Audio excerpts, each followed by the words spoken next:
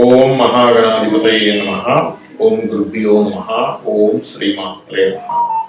పరమేశ్వర స్వరూపమైనటువంటి జ్యోతిష, వాస్తు మరియు ఇతర అనేకమైనటువంటి శాస్త్రములను మనకు అందించినటువంటి మహర్షులకి నమస్కారం. హయగ్రీవ హయగ్రీవ హయగ్రీవేతియోపదే తస్య నిస్సరతే వాణి జన్మకన్యా ప్రవాహవత్. అరుణాం కరుణాతరంగితాక్షీం కృతపాశాంకుశ పుష్పబాణ చాపాం అనిమాదిభిరావృతాం మయూకైః అహమిత్యేవ విభావయే భవానీం. శ్రీమాత్రే నమః. ప్రేక్షకులకి ఆ లలితాంబిక అమ్మవారి యొక్క అనుగ్రహం పరిపూర్ణంగా కలగాలని మనస్ఫూర్తిగా కోరుకుంటూ మనం ఈరోజు చెప్పుకోబోయేటువంటి ఈ క్రోధినామ సంవత్సరంలో ద్వాదశ రాసుల వారికి ఆదాయము, వ్యయము, రాజ్యపూజ్యము, అవమానము ఏ విధంగా ఉంది, మరి అలా ఉన్నప్పుడు అవి అలాగే అనుభవించాలా, వాటిని మనం ఏదైనా మన సంకల్పంతోని, ఒక మంత్రంతోని, దానంతోని మార్చుకోవచ్చా, మార్చుకునే మార్గం ఎలా ఉంది, అదేవిధంగా ఈ క్రోధినామ సంవత్సరంలో ప్రపంచవ్యాప్తంగా ఎటువంటి ఫలితాలు ఉన్నాయనేటువంటిది కూడా ఆఖరిలో చెప్తాను. సో మనం ఒక్కొక్క రాశి పరంగా మనం చెప్పుకుంటూ వెళ్దాం. అయితే మనకి ఇక్కడ ఏంటంటే ఈ గ్రహాలు ఏవైతే ఉన్నాయో మనం సంవత్సర ఫలితాలు చెప్పేటప్పుడు మేజర్ ప్లానెట్స్ మాత్రమే తీసుకుంటాం. అంటే ఏవేవి? రాహువు, కేతువు. కాలానికి కారకుడు రాహు, మోక్షానికి కారకుడు కేతువు, జీవుడు కారకుడైన గురువు, కర్మ కారకుడైన శని. సంవత్సర ఫలితాలు కాబట్టి నెల ఫలితాలు చెప్పేటప్పుడు మిగతా ప్లానెట్స్ అన్నింటినీ తీసుకుంటాం. అయితే ఇక్కడ ఈ గురువు ప్రస్తుతం మేషరాశిలో ఉంటూ 2వ తేదీ 5వ నెల 2024 నుంచి వృషభంలోకి మారుతున్నాడు పెట్టుకోండి. అదేవిధంగా శని భగవానుడు కూడా మనకి నెక్స్ట్ ఇయర్ అంటే వచ్చే సంవత్సరం 30వ తేదీ 3వ నెల 2025 నుంచి కుంభంలోకి మారుతున్నాడు, మకరంలో ఉన్న శని భగవానుడు. అయితే ఈ రాహుకేతువు మాత్రం మీనంలో కేతువు, మనకి కన్యా రాశిలో కేతు, మనకి మీనంలో రాహు అండి, కేతువు కాదు, మీనంలో రాహువు, కన్యా రాశిలో కేతువు సంచరిస్తున్నాడు. అంటే ఇక్కడ ఏంటి అంటే ఈ రాహుకేతువులు మీనరాశిలో రాహువు, కన్యలో కేతువు ఉంటూ ఇది సంవత్సరంన్నర పాటు ఉంటారు. కాబట్టి ఈ సంవత్సరంలో ఎక్కడ మనకి మారటం లేదు. కాబట్టి ఈ మేజర్ ప్లానెట్స్ లో ఈ 2 ఛాయాగ్రహాలు మారట్లేదు.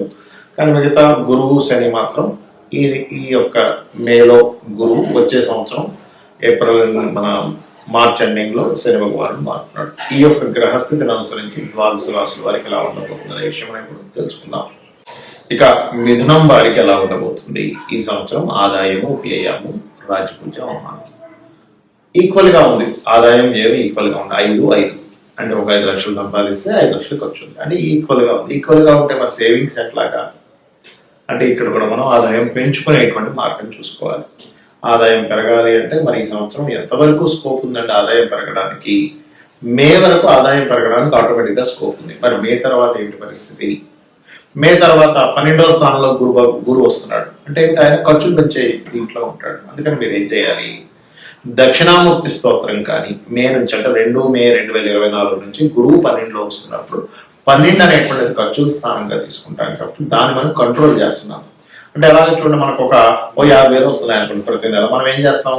అమ్మ ఇప్పుడు ఈ ఖర్చు తగ్గించాలి, ఎందుకు అంటే ఇక్కడ మనకి వేరే ఖర్చు ఉంది కాబట్టి ఈ ఖర్చును తగ్గించి ఈ ఖర్చులో పెంచుకుందాం మనం ఒక ప్లానింగ్ చేసుకుంటాం. ఆ రకంగా ఈ గురువు 12వ స్థానంలోకి వస్తున్నందుకు మీరు శనగలు దానంగా ఇవ్వండి. ఏమంటే దానం పుచ్చుకునే వాళ్ళు మాకు దగ్గరగా లేరు, ఏం చేయాలి అంటే మీరు గోశాల ఉంటుంది, గోశాలకి వెళ్ళి అక్కడ చక్కగా అరటి కాయలు అంటారు, అరటి పళ్ళు కాదు, అరటి కాయలు చిన్నగా కట్ చేసి అమ్మవారి స్వరూపం మీ కళ్ళ ముందనే ఉంది అనేటువంటి భావనతో గోవు తినిపించండి. జూపిటర్ ఇచ్చేటువంటి నెగటివ్ ఎనర్జీ ఏదైతే ఉందో, ఖర్చు రూపంలో ఉందో అది మీకు తగ్గిపోతుంది. ఆకస్మికంగా ఖర్చు 8th లాంటి కదా, సడన్ అరే ఇట్లా అనుకోలేదు ఈ ఖర్చు వచ్చేసింది అంటూ లగ్జరీ కోసం ఖర్చు ఏదో ఖర్చు పెట్టేస్తూ ఉంటారు. ఇటువంటివి రాకుండా అవుతుంది మీరు కనుక శనగలు దానంగా ఇవ్వడం లేదా గోవు పెట్టడం చేస్తే. మరి ఆదాయం పెంచుకోవాలి. అలాగా రాజరాజేశ్వరి అమ్మవారి యొక్క అష్టోత్తరము ఖచ్చితంగా మీకు ఆదాయాన్ని పెరిగేలా చేస్తుంది. ఇప్పుడున్న గ్రహస్థితికి నేను చెప్పేది. లేదా దుర్గాదేవి యొక్క అష్టోత్తరాలు, ఎందుకంటే దశమంలో రాహు ఉన్నాడుగా, మన వర్క్ వల్లే కదా మనకి పెరుగుతుంది. అందుకని ఇక రాజపూజ్యము అవమానంగానే తీసుకుంటే రాజపూజ్యం 3, అవమానం 6. అంటే మనం ఏదైనా మంచి పని చేస్తే మెచ్చుకునే వాళ్ళు 3 ఉంటే ఆ మంచి పనిలో కూడా నువ్వు ఇలా ఎందుకు చేసావు, నువ్వు ఈ తప్పు చేసావు, ఆ తప్పు చేసావు అనే వాళ్ళు 6 ఉంటారట, అంటే డబల్ ఉంటున్నారు.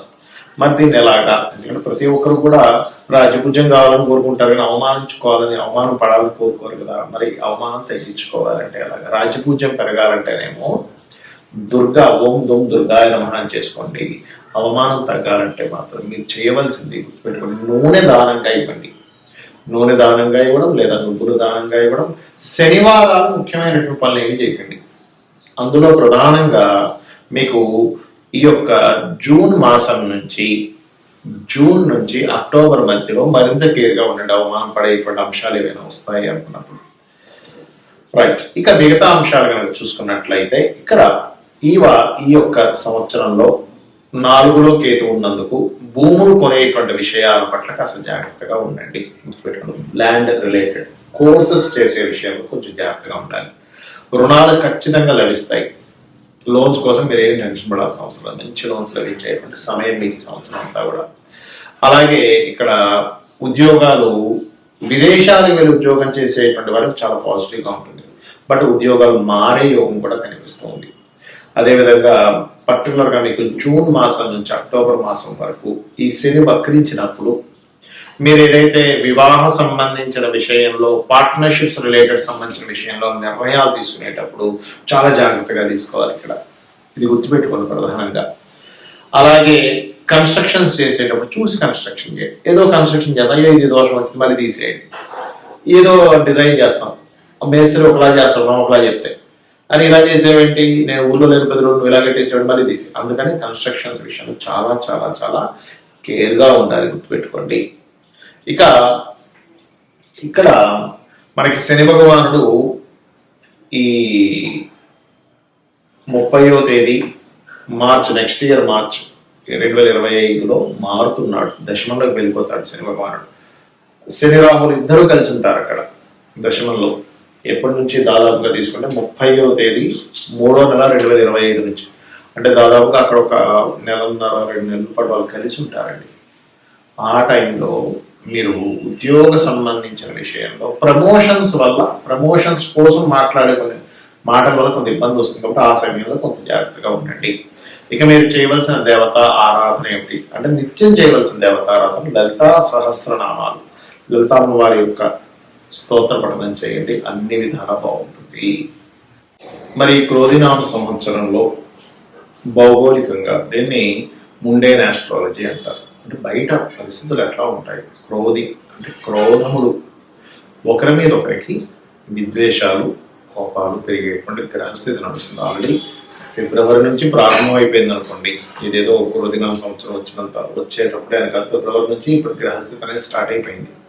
ఎందుకంటే ముఖ్యంగా గొడవలకి కారకుడైనటువంటి కుజుడు శత్రుగ్రహాలతో, శత్రు రాశులతో సంబంధాలు కలిగి ఉంటున్నారు. అంటే ఏమిటి, ఈ యొక్క క్రోధినామ సంవత్సరం కంటే ముందే కుజుడి యొక్క సంచారం మకరం నుంచి ప్రారంభమై రవితో కలుస్తూ, దాని తర్వాత మనకి కుంభంలో ఉండేటువంటి శనితోని, దాని తర్వాత మీనంలో ఉండే రాహుతో, వీటన్నిటిని క్రాస్ చేసుకుని వెళ్తున్నాడు కుజుడు. దీనివల్ల ఏమిటి, రాజులకి కొంతవరకు ముప్పు. అంటే పెద్ద పెద్ద వాళ్ళు కొన్ని కారాగార సంబంధంగా వెళ్ళవలసిన పరిస్థితి రావడం. ఎందుకు అంటే ఇక్కడ శని, రవి, ముఖ్యంగా రాజులు కారకమైన రవి మన శనిని రాహుని దాటుకొని వెళ్ళాలి. అంటే ఏమిటి, పెద్ద పెద్ద పోస్టులో ఉండేటువంటి వారు కావచ్చు, సీఎంలు కావచ్చు, మంచి రాజకీయ నాయకులు కావచ్చు, ఎవరైనా సరే కొంత జైలు పాలయ్యేటువంటి యోగములు, వాళ్ళకి బాగా అవమానం కలిగేటువంటి విషయాలు, ఎక్స్పెక్టేషన్స్ అంతా తారుమారయ్యేటువంటి విషయాలను కలిగింపజేస్తారు, ముఖ్యంగా రాజుల విషయంలో. ఒకటి. రెండవది, రాజుల మధ్యన గొడవ, అంటే ఏదైనా కొద్దిపాటి యుద్ధ వాతావరణం. అదేవిధంగా కుజుడు పోలీస్కి వీటికి కారకుడు కదా, కాబట్టి ఇతని సంచారం కూడా దీని మీద ప్రయాణం జరుగుతుంది. కాబట్టి ఈ మిలిటరీ రిలేటెడ్ సంబంధించిన సరిహద్దుల్లో కొంత గొడవ వాతావరణం ఉండడం. అతి ముఖ్యంగా మీనరాశిలో రాహు సంచారం జరిగేటప్పుడు ప్రత్యేకంగా 2 విధాల ఇవి జరుగుతుంటాయి. ఏమిటి అంటే, ఒకవైపు ధార్మిక సంబంధించినటువంటి విషయంలో ఇంప్రూవ్మెంట్స్ జరుగుతూ ఉంటాయి, మరొక వైపు ధార్మిక సంబంధించిన విషయాలను కాపాడుకోవాల్సిన పరిస్థితి కూడా వస్తూ ఉంటుంది. అంటే నెగిటివ్ అండ్ పాజిటివ్ స్ప్రెడ్ అనేది చాలా ఎక్కువగా జరుగుతుంది. దేని మీద, సనాతన ధర్మ సంబంధించిన విషయాలపైన ఓవర్గా జరుగుతుంది. అంటే ఎట్లాగా ఒకవైపు విపరీతమైనటువంటి ఆలయ నిర్మాణాలు వాటి విషయంలో పురోగతి ఎంత వస్తుందో, ఒకవైపు మత కల్లోలాలకు సంబంధించిన విద్వేష సంపూరితమైనటువంటివి ఈ యూట్యూబ్లో అప్లోడ్ చేయడం కానీ, దాని మీద కొంతవరకు ఘర్షణ వాతావరణం ఏర్పడడం కానీ, దానివల్ల కొంతవరకు అల్లర్లు ఏర్పడడం కానీ, ఈ అల్లర్లు, గొడవలు, యుద్ధాలు ఇటువంటివి పెరుగుతాయి ఈ కాంబినేషన్ వచ్చినప్పుడు పర్టికులర్గా.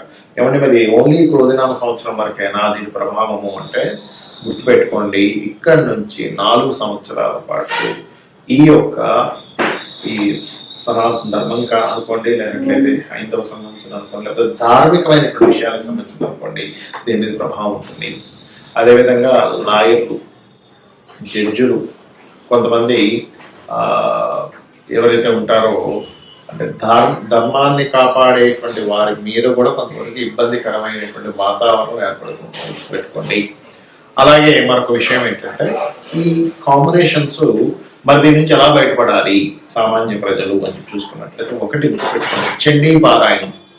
మీరు ఎంత చండీ పారాయణం చేస్తే అంత బాగుంటుంది. అలాగే దుర్గా, ఓం దుమ్ దుర్గాయ నమః. ఈ రెండు ఎవరైతే ఎక్కువగా పాటిస్తూ ఉంటారో, దీంతో పాటు మీనరాశిలో రాహు యొక్క సంచారం అనేటువంటిది పితృదేవతలకి చేసుకుంటూ ఉండాలి. అంటే పితృదేవతల కోసమని మీరు అమావాస్య వచ్చినప్పుడు స్వయం పాకం ఇవ్వడం కనుక చేయగలిగితే అద్భుతమైన ఫలితాలు చూస్తారు. చాలా మంది చూడండి, ఎవరి నాకు ఏం చేయాలో అర్థం కావట్లేదు, ఎన్ని పూజలు చేసిన ఫలితం రావట్లేదు అన్నప్పుడు పితృదేవతల అనుగ్రహం అక్కడ లోపించిందని అర్థం. కాబట్టి ఇది కూడా చేయాలి. మరి ఇప్పటి వరకు మనం ఈ క్రోధినామ సంవత్సరం ఆదాయ వ్యయాలు అని చెప్పుకున్నాం. మరి ఇదేనా అంటే కాదు. మీ జన్మజాతకం ఈజ్ మోస్ట్ ఇంపార్టెంట్. గుర్తుపెట్టండి, మీ జన్మజాతకంలో లగ్నం ఎలా ఉంది, మీరు ఏ సమయంలో, ఏ తారీఖుని, ఏ నెల, ఏ సంవత్సరంలో, ఏ ప్రాంతంలో జన్మించారో దాన్ని బట్టి మీ లగ్నము, మీ లగ్నం కొండ బలాన్ని బట్టి గోచారంలో ఏ ఆదాయ వ్యయాలు వచ్చినా, ఎన్ని అవమానాలు, రాజపూజాలు వచ్చినా మీ జన్మజాతకం ఈజ్ మోస్ట్ ఇంపార్టెంట్. ఇది మెయిన్గా రూల్ చేస్తుంది, గుర్తుపెట్టుకోండి. ఇక రెండవది ఏంటంటే మీకు ధనం ఏ మార్గంలో వస్తుంది, మీరు ఏ మార్గంలో ప్రయత్నం చేయాలి, ఏ దిశ మీకు బాగా కలిసి వస్తుంది. గృహం నిర్మాణానికి, గృహంలో ఉండడానికి, రెంట్ అయినా ఓన్ హౌస్ అయినా మీరు ఏ విద్యని అభ్యసిస్తే బాగుంటుంది. మీరు ప్రొఫెషనల్ గా ఇబ్బంది పడుతున్నారంటే మీ దశమ స్థానాధిపతి ఎలా ఉన్నాడు, ఇన్వెస్ట్మెంట్స్ ఎప్పుడు చేయాలి, ఎప్పుడు చేయకూడదు, విదేశాలకు వెళ్తే బాగుంటుందా, ఇక్కడ ఉంటే బాగుంటుందా. అదేవిధంగా మీరు పర్టికులర్ గా మీ యొక్క జన్మజాతకంలో ఉండేటువంటి కాంబినేషన్స్ ఏవైతే ఉన్నాయో మీకు ఎటువంటి పరిస్థితులు మీకు అనుకూలిస్తాయి, అంటే ఏ మార్గంలో ఉండే మీకు పరిస్థితులు అనుకూలిస్తాయి. వివాహం చేసుకునే సమయం ఎప్పుడు, వివాహం ఎప్పుడు చేసుకోకూడదు. చాలా మంది రాంగ్ టైంలో చేస్తూ ఉంటారు. ఇన్వెస్ట్మెంట్స్ కావచ్చు, వివాహం కావచ్చు, ఏదైనా కానీ ఇటువంటివన్నీ కూడా మీ జన్మజాతకంలోనే తెలుస్తాయి. మరి ఇవన్నీ ఎందుకు చెప్పుకుంటున్నాం, నీకు గోచార ఫలితాలంటే ప్రతి మనిషి తన నిర్ణయం వేరు, బయట ఉండే వాతావరణం వేరు. ఈ రెండు మ్యాచ్ అయినప్పుడు సక్సెస్ ఉంటుంది, ఈ రెండు మ్యాచ్ అయినప్పుడు అంతంత మాత్రంగా ఉంటుంది లైఫ్. కాబట్టి మీ జన్మజాతక ఫలితాలని, ఈ గోచార ఫలితాలని రెండింటిని తెలుసుకుంటూ అమ్మవారి యొక్క ఆరాధన, పితృదేవతల యొక్క ఆరాధన చేసుకుంటూ వీరి యొక్క అనుగ్రహం మీరు పరిపూర్ణంగా పొందాలని మనస్ఫూర్తిగా కోరుకుంటూ శ్రీమాత్రే నమః.